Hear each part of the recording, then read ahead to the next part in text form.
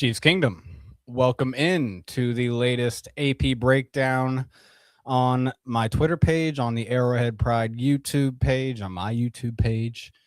Thank you for joining me, whether it's live during this Falcons-Rams Monday night game or just at another time. Thank you for joining. I'm Ron Kopp Jr., the contributing editor at arrowheadpride.com.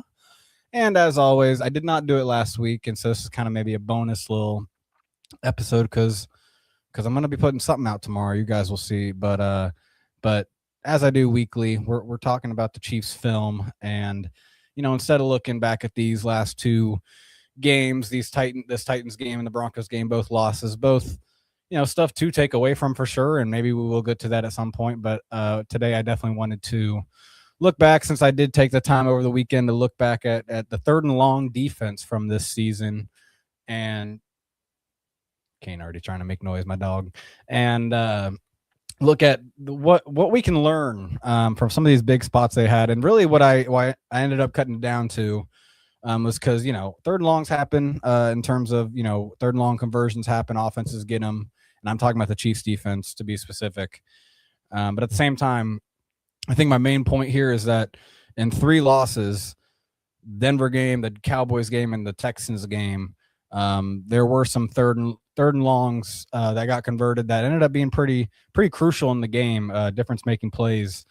And in the Denver-Dallas game, there were a lot of them, actually. And so we're going to go over that. But basically, what I think the reason I look at the third and long defense and why it's so important to me that we get it right in Kansas City is, first of all, if you're looking at C. Spagnuolo's defense, it seems like whenever we want to have a solid run defensive effort or get to those, third and longs by making plays on first down, second down against the run, this defense steps up and does it. Spags, regardless of the personnel he's had, especially in recent years, I should say, in the last few years he's been around, really feels like the run defense steps up when it needs to. And then it becomes about, well, what happens on third and long? What happens on 3rd and 7+, which is what NFL Pro categorizes as third and long. And so that's what we're going to be seeing today. And really it just gives you an opportunity to see not only the 4-man pass rush, maybe the blitzing, maybe not getting home at times, but the coverage too. Maybe what in the secondary is leading to some of these plays. But let's go ahead and get into it. We're going to start in that Denver game, week 11, right out of the bye week. Let me get the video pulled up. But again, we're really going over 3 games, and they're all just the third and longs that, there's so much we can talk about with this season. What went wrong. Offense, I've talked about it all year. And that's why I did kind of want to switch it up for this show as we get closer, as we get into the off season, which, there's plenty to talk about from this season, but let's talk about the defense. And again, I think we all know the strengths and weaknesses of the defense, but let's see if we can learn a little more about why some of these third and longs, which again, I think it's where you want to be as an NFL defense. You get to third and long. Sometimes the offenses convert them, but in this instance where in Denver we had 4 third and longs convert, and then Dallas there was actually 5 of them, both road losses that, if you win, specifically the Denver game, that maybe causes some momentum, but if you win, both of those games or one of those 2 games, who knows how the season, plays out differently. But let's take a step back here on the first one. This is the opening drive. And what the most frustrating part about when you give up a third and long is when it comes after a first down sack, which was the case here. For anyone recalls, the first play of the game in Denver was Chamari Connor coming in on a blitz and getting a sack, really setting Denver back. And then all of a sudden they're in 3rd and 7, and they just get a quick 8 yards. And what you're going to get here is a zone blitz. George is going to be the one dropping out in that fire zone scheme where a defensive line replaces one of the blitzing defenders. And so they actually send 2 blitzers, right? You're going to see it up here. Jalen Watson's acting like he's in man coverage.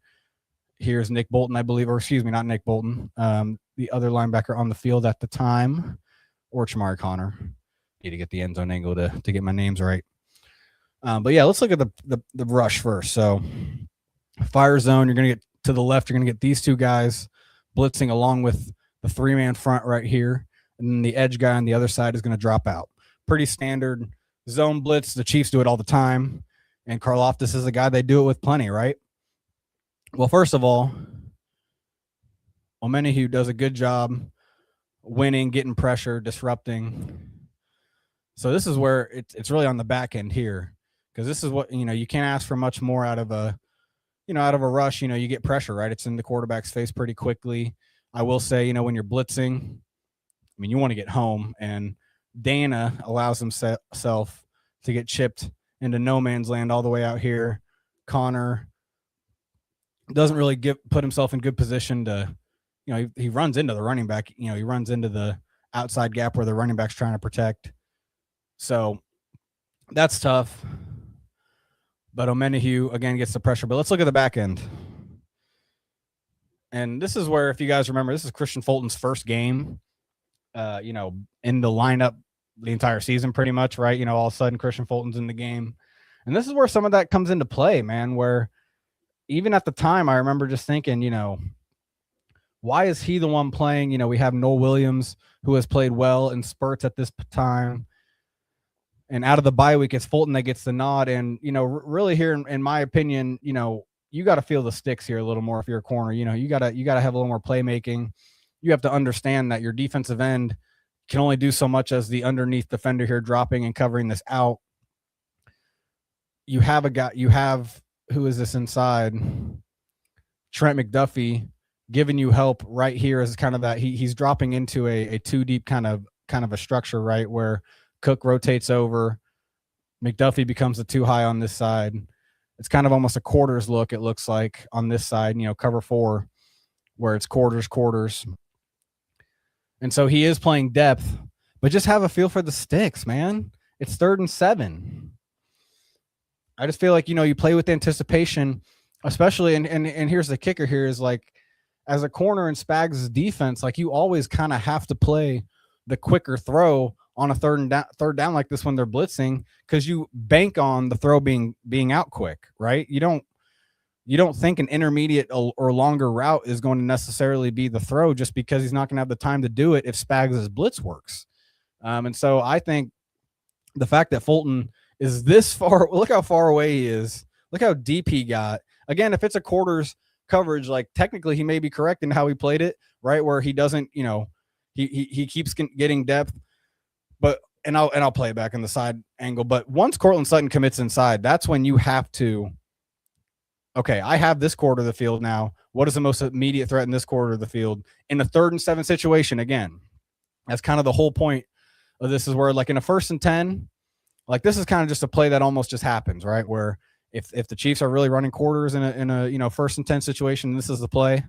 All right, shoot, you got your yards, because we had a design where our flat defender was too far inside and the out route was in a good space. But, you would like to see George close on this, I guess, a little bit, but it was hard. I mean, that's as good as you can ask for a defensive end in space. Again, all that to say is, let's play with a little more anticipation as a defense, as a cornerback. Let's make a play on that ball at the sticks. I mean, shoot, if you really want to be ballsy with the blitz coming, maybe you just sit on it, wait for it, and you're picking that, with Bo Nix not seeing it coming. But you don't see that much with the Chiefs defense in terms of, kind of setting the quarterback up. And I've heard this, I can't remember who said it, but it's a really good point about Steve Spagnuolo's defense, especially in pass coverage. You don't see a lot of interceptions, and it's because these cornerbacks or these defensive backs a lot of times are in situations where they're not necessarily playing with eyes on the quarterback, whether they're in man coverage or an aggressive zone coverage that almost looks like man at times. They're a lot of times they're either, looking at routes, looking at other defenders, kind of picking up, off of their routes. A lot of times it's just off the routes, right? Instead of a lot of defenses, or maybe not a lot, but other defenses, you might have more turnovers, forced interceptions, just because you have defensive backs playing more traditional zone like this, where eyes are on the quarterback, and you still have guys. This is where I circled Shamari Connor here. This is where, it could be becoming a talent issue. I'm a guy that has defended Connor plenty, but this is a cover 3 look, cover 3 zone, cover 3. Shamari Connor is buzzing down. He's a strong safety. Cook is rotating over top to the free safety as a 1 high. And so when you're buzzing down, you really are, defending the middle of the field. I should give you the context that this is 3rd and 11. This is 3rd and 11. And so you definitely want to be playing the sticks in this situation. It's just a 4-man rush. So this is standard cover 3. And to me, it just feels like he has no feel for the route concepts. Like, how do you not feel that outside receiver coming in? Like, that's in exactly where you should be defending. He gets caught up with the guys inside. I mean, this is where, again, what I just said with the play before with Christian Fulton, play with some anticipation. Read the routes, have a feel for the route concepts when you have a trips to that side. Like, don't sell yourself so inside when you have why would you follow this route inside at all? Why would you take any steps towards this route inside when you have Nick Bolton right here? There's no point. He needs to stay disciplined, have a feel for the fact that he could be getting something behind him, and he doesn't at all. I mean, he's lost. And so, that's where, I don't know, we haven't liked him as a slot corner. I've been very strong on that in terms of Chamari Connor playing the slot corner position. But you're seeing his limitations as a true safety, too. I mean, look at him frustrated. You see that? He knows. I mean, it's just awareness, on the field. And that's where, for a broader point or for just the bigger overall perspective, I like Steve Spagnuolo as my defensive coordinator on my favorite football team. I like the way he plays defense, honestly. I think right when you see some of the deficiencies, it seems like it's either talent, misexecution, which, hey, that happens in football. You get out talented, or you miss a few you don't execute a few plays, and all of a sudden that's the game. But at the same time, this year just felt like these third and long spots happened a little too often, where you execute on first and second down, you get to that point where it should be, the easier play of the three, the easiest play of the three in a 3-down set. And I mean, look at this play. Talk about easy. This is another, zone blitz where they send 2 defenders, drop a guy out that looks like he was rushing. This time it just happens to be on that outside. Dana, you can see on the top, kind of drops into an underneath zone. Even Bolton looked like he was rushing for a second. They try to disguise it, right? You can see McDuffie. He just looks like he's manned up. And then this is Connor here.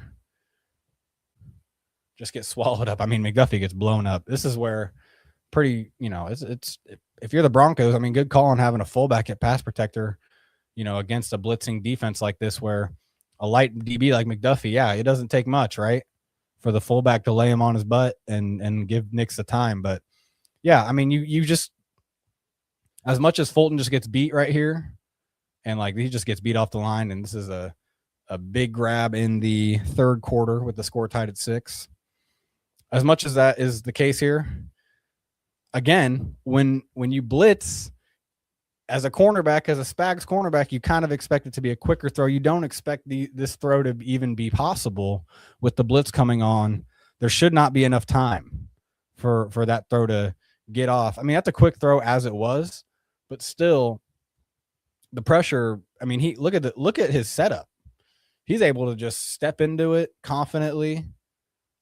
Look at that. His follow through is, nothing disruptive, and a beautiful throw. I mean, you got to give him credit, but yeah, every quarterback should make this throw when it's that clean. So, I mean, that's where this year, the blitz, we all know the 4-man rush is not as effective as it needs to be. We all understand that. And there's a whole conversation to be had about why that is. I think a key part of it is the kind of defensive lineman Spags wants to have in his scheme, wants to use in his scheme. It doesn't always necessarily turn into a bunch of guys that are going to, beat one-on-one, pass rushers and get into the pocket against these mobile quarterbacks, against some of these better offensive lines we see. That's one part of it. But at the same time, another thing is these blitzes are not getting home like we've used to see. That's where Jay Reed's a little missed. Jay Reed's a little missed out. Maybe more than we thought. Maybe more than some of us realize. I'm someone that definitely was ready for Jay Reed to move on. Wanted Jaden Hicks, someone we haven't seen as much of as probably we thought we were going to. So, you're going to see in these games he's not on the field for a lot of these plays, and all of a sudden, later in the season we're starting to see him more. But hopefully Jaden Hicks, well, he's on the field here, so that's good. But hopefully Jaden Hicks is someone we get to see a lot more of next year. Maybe it was just, I have seen a few reps. We will see one later that maybe he's just not as comfortable as he should be in the second year. He was one of the youngest prospects in last year's draft, if we remember. Jaden Hicks, the 4th-round pick, he fell and, he was the top safety in the class last year. And, so it was a great pick, even knowing, who we had on the defense, who we had at that position. And so it might just be taking him a little longer to catch on in Spag's system. And so we'll see what happens with Jaden Hicks in year 3. But this is kind of that famous 3rd and 15 from the Broncos game. Score is tied 19-19. This is right before the 2-minute warning. Again, 3rd and 15. And the Chiefs are going to come out and just do a straight up cover 2 man coverage, which means too high, right? The safeties are playing over the top, helping, and just everyone else is in man coverage or rushing if you don't have someone to cover. 4-man rush just doesn't get home. Well, we were just kind of maybe mentioning that. And you're going to see that I get it, but on 3rd and 15, does Bo Nix need to be spied on 3rd and 15 and waste a rusher in this instance? Like, I'd rather Leo just be getting after it at this point on 3rd and 15.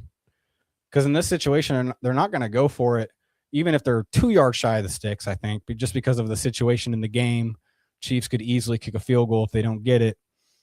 And so that's the first problem of this play is, I just don't love a 3-man rush, in this situation. It gives Bo Nix, especially with man coverage, like, again, I was talking about it earlier, but no one has their eyes on Bo Nix right now. So in a cover 2 man situation. So Bo can sit back there, buy time, and wait for that scramble drill mode, which is kind of what happens here. And like no DB, like Brian Cook should have his eyes on Bo Nix.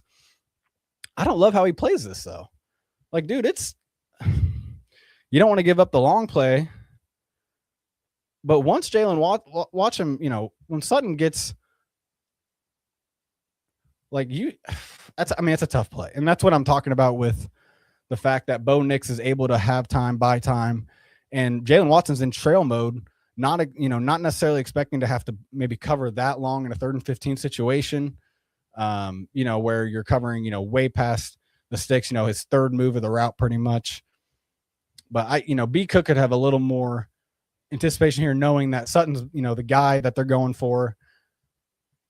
Again, like, you don't want to get burned over the top. So I definitely understand, he's kind of respecting the slot route right here as the over the top defender.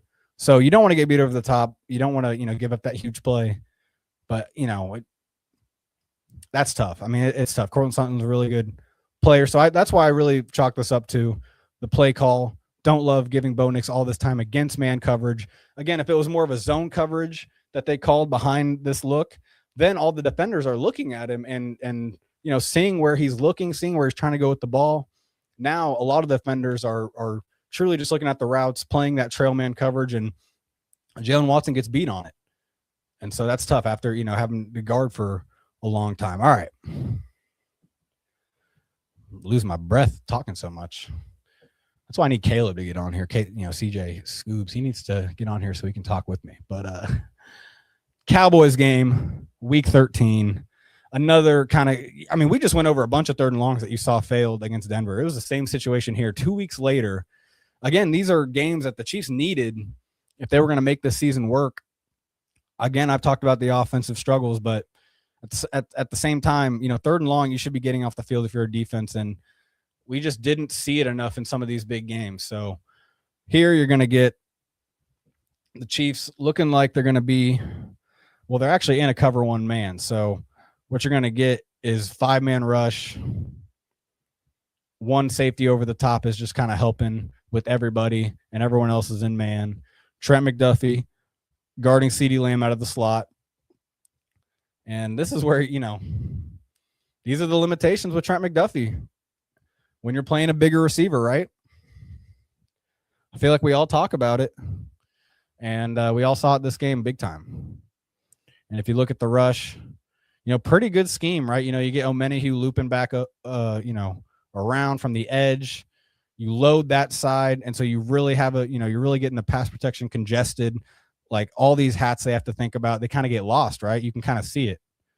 So this is where it just sucks when the coverage and the rush don't marry each other on a play, because you like this rush that Spag schemes up here with the attention on, you get a one-on-one with Chris Jones, and you get the center over committing all the way, allowing Omenihu to get to the opposite A gap and get through. And if Dak Prescott doesn't feel good about that throw at first, maybe he clutches it here and tries to come back, boom, he's getting smacked. So yeah, that's just where coverage just doesn't help a good pass rush. This is the second drive of the game. I should have mentioned that.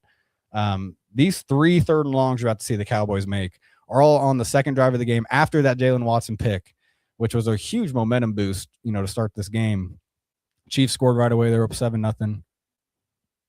Excuse me. This is another play where I just don't feel like Chamari Connor is having the feel you want to see at strong safety. As in Spag's defense, these safeties have to be playmakers. And, this is where Chamari Connor is a playmaker when it's a run.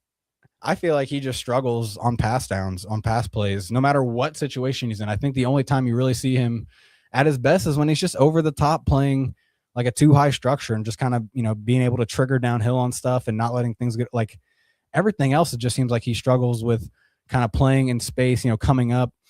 This is why I put it on Chamari Connor. If you kind of see how the Chiefs, it is a pretty confusing look where I didn't get the whole clip. They're disguising, it looks like they're too high, and then Connor's coming down. They're going to rotate to more of, well, actually they go too high again. It's just McDuffie's the one dropping back over here. He rotates all the way. And so really what I think here is I think Chamari Connor is the responsibility in the middle of the field here. I think he just kind of lazily takes the route that's in front of him, just as, oh, I'm covering this guy. When, if you think of the situation, 3rd and 9, so this is 3rd and long, 3rd and 9, like, you should allow this route to pass. Know that if he does throw that, we have B Cook triggering downhill over here. Noel Williams is locked up in man, but you kind of have to trust that whatever defender's over here, no matter how deep he is, he has to be the one taking that over, and you have to stay in the middle of the field. Instead, no one is here. And, could Trent have played maybe a little more anticipation with the sticks? I don't love how he just completely bails and doesn't even give himself a chance to play the sticks. This is where Spags might be getting a little too creative on some of the stuff he does. Looks like this is like a quarters look on this side. But again, I just feel like McDuffie also believes he has inside help. And Connor just kind of, I feel like this is, again, where he just kind of lazily takes what's in front of him instead of maybe playing the situation, playing where, if you think about it, if you're in the middle of the field, like this guy, if he's just going to be a short drag route, like, let him go, because it's 3rd and 9. If he throws that, again, you have B Cook right here, and you can rally to that. Like, you yourself can, if you stay in the middle of the field and then see that pass get complete, boom, rally. But sit in that middle of the field. Don't let this pass be so easy as CeeDee Lamb. And so again, this is the second 3rd and long that was converted on the second drive of the game after going up 7-0. And McDuffie, he's about to give up a touchdown, which we'll see in a second, but a little rush action here. Gelati starting to play more at this instance. You see Chris still doing his thing, kind of lining up on the inside shoulder of the tackle. Or no, it's the outside shoulder. Yeah, he just kind of comes in a little tighter, not as on the edge, and still just dominates to get inside, get the pressure. And then here you're going to see just a standard little Tampa 2 zone, which Tampa 2 is just kind of a cover 2 look, except you really have a true middle of the hole defender that's kind of playing this alley between the safeties. That's what Nick Bolton's doing here. He's not allowing, that seam route. But Mike Edwards is in for Brian Cook, and Mike Edwards just kind of doesn't even, think about, which, you're not supposed to necessarily in this instance. It's you're not going to get over there in time probably a lot of times anyway. He looks like he's more playing this tight end. You're just kind of trusting that maybe, this is one-on-one out here. McDuffie gets beat. Good route by CeeDee Lamb, touchdown. And so, again, 3 third and longs the Chiefs force on this drive where they're already up 7-0, already forced a turnover. It's just third and long is supposed to be the play you get off the field. This is another example of a frustrating not getting off the field moment. This is another Tampa 2 look, too high, hole defender. But watch how deep everyone gets on third and 7. This is 3rd and 7. These are underneath defenders. And they just completely lose discipline. Like, you have to respect an underneath route at some point. Someone has to, because you only need 7 yards. I just feel like that's just kind of lazy drifting back. Like, I think that's Connor right there. I think that's McDuffie right here. And this ends up being a first down. Look how frustrated Nick Bolton is. Yeah, it's Connor. Like, I get this guy was blocking at first, like, but someone has to have a feel for the eligible receiver. I mean, even the running back. And that's where Gelati actually keeps pretty good depth, right? Which makes sense because he's a defensive lineman. Like, he's not going to, get as much depth as defensive backs getting down the field. But at the same time, that's what needed to happen on this play. These guys just kind of lazily drift with the routes. Nick Bolton's rushing. He's not, and maybe he's guarding the running back. But it's just frustrating, man. Third and longs. And that's where, having more playmakers in the secondary at the safety position, at the linebacker position, Nick Bolton is going to be here, but, getting someone to maybe take Tranquil's place, who is a potential cut this offseason, who's a true playmaker. I mean, we haven't been able to see Jeff Bossa, the rookie linebacker, on the field from Oregon. But all that to say, this is another frustrating one. Fourth quarter, scored tied at 21. 3rd and 8. It's going to turn into cover 0. There's just a man on man and everyone else is blitzing, right? And Jalen Watson is just, he's not anticipating the slant. He's kind of playing to not get beat outside, which I get. You feel like maybe, if the slant comes, you can make the play, but Pickens just runs a great route. He is explosive. And then Jalen Watson gets, he's not able to come down on the route. He just does, he kind of just loses that battle from the start. As soon as Pickens breaks in here, look how far behind Jalen Watson is from covering that. And so, yeah, that's just bad. That's just tough. And I don't know. I mean, Spags tried to disguise it. He tried to make this kind of look like it was maybe just a cover 1 man with a 5th rusher, where maybe they're all manning up here. Or no, excuse me. He's manning up here, and then he's going to be over the top potentially. Edwards tried to make it look like that, but no, I don't know. I mean, slant on 3rd and 8, you're not necessarily wanting to guard for that because then you can get beat over the top, but you can't really necessarily give up 38 yards either. And so, the pressure means nothing because that's an easy catch and run. And so, yeah, I mean, Jalen Watson's someone that's hit free agency this offseason.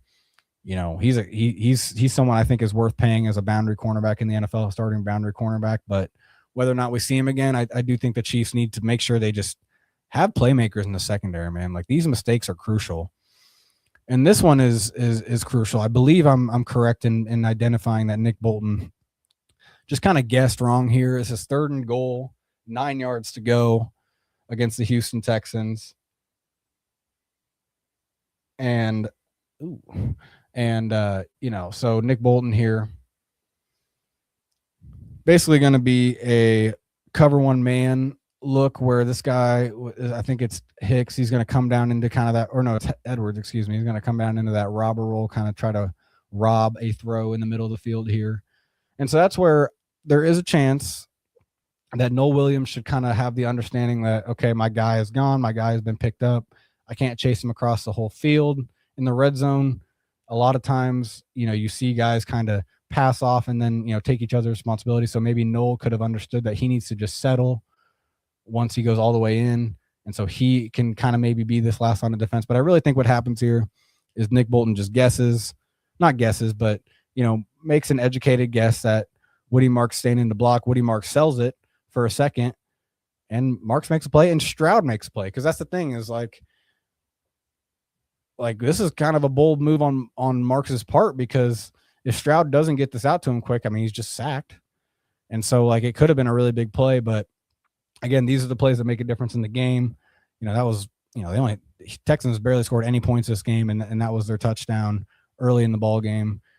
This drive didn't lead to any points or anything, but I will cap off this talk here tonight on 3rd and long with just kind of, not necessarily a great play again by this defense. And again, I think it's a play where Connor is buzzing down in this kind of cover 3 look where you have Cook as the one high. He's kind of in that strong safety role, right, where he's playing the sticks. I should say this is 3rd and 16. So you really just got to be playing the sticks. Or really just have a feel for where the sticks are at least. And, this vertical route gets him where he turns, goes with the vertical. And if he kind of would have just maybe been a little more aware of the sticks or played a little more anticipation, hey, does he get burned if he, I think Stroud is in this position where he's stepping up. And honestly, like he could have, maybe he hits Noel if Connor isn't the one that goes with him. And so this is where you look at where Jaden Hicks does. And this is the play I was talking about earlier where, Hicks didn't play a lot this year as much as we all thought. When you see stuff like this, you just don't love to see that. Because I do think in this cover 3 look, he's supposed to be in the flat, but I think he's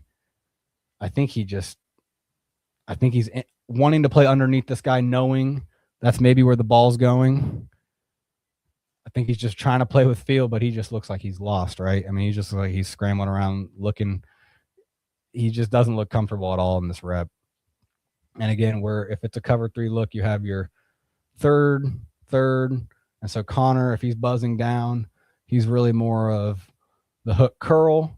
But you could say that maybe, someone has to be in the flat. So Hicks kind of is maybe that flat and the curl, whereas Connor is just the hook, but also maybe, I don't know. I think Connor could have played a little more discipline. I think both of them could have played a lot more discipline here. Again, the safety position is just so important in Spags' defense. I think that's the main takeaway tonight if you're joining me tonight, so I appreciate you joining me. Caleb Downs, someone I tweeted out, hey, picking this high, man, you have the chance to do that where, a guy, if, old Chiefs fans know, Eric Berry was the top 5 pick. I believe he was number 5 overall, and that was fun. It was fun to have that kind of guy in our secondary, and, having a difference making, safety is one of those positions where you can make it work with just guys. I think the Chiefs do that sometimes, but when you do have that Tyrann Mathieu, give him credit, Jay Reed at times, when you have those guys, it does feel like it can make a huge difference on pass downs, even on run downs, just filling plays or anticipating plays or kind of reading a play out where maybe it's not necessarily his exact responsibility like a Tyrann, but he just saw something coming, jumped it, read it, took a play away. And those plays here and there are the difference in a game. And I just feel like that was kind of maybe missing from the Chiefs defense this year, a year removed from Jay Reed being, kind of that guy for the Chiefs. So Caleb Downs, I'll say that, on a 3rd and long defense video, that's where I'll kind of end it and say, he's kind of my early dream pick for the Chiefs. I know there's a lot of talk about Jeremiah Love, Kenyon Sadiq, guys that are, luxury picks, to be honest. And the Chiefs are in a position where you do want to make sure you get a really talented elite player at the, you don't want to just waste that pick with just a guy. And so I don't mind where, if that is a unique position, but at the same time, I do think a difference-making safety with Spags as your defensive coordinator is such a huge thing. And I think you can still get your weapons later in the draft, even in free agency this year with running back and tight end for sure. And receiver is a whole nother discussion. So we'll get into all that. We will. Appreciate you joining me tonight. Make sure you follow me on Twitter. Make sure you follow arrowheadpride.com for all the latest Chiefs news as we get to the off season, week 18, Sunday at 3:30. So we'll get through that. Watch the Chiefs and the Raiders battle it out. And if the Chiefs do somehow lose that, we would be picking pretty high. I believe number 8, as high as that is the possibility. I'm sure the Chiefs will take care of business and be picking, 9, 10, somewhere in that range, which is still great. So make sure you are tuning in to all the stuff we got coming on for the offseason. We'll be doing draft coverage. We'll be doing it big with the Chiefs not making the playoffs and giving us plenty of time to cover the offseason in January moving forward. So thank you for joining. Appreciate you joining me tonight. And, hit me up if you have any other ideas for what you want to see get broken down, any phase of the game, any players. We'll be bringing it to you as we get to it. All right, y'all. Have a good night. Go Chiefs.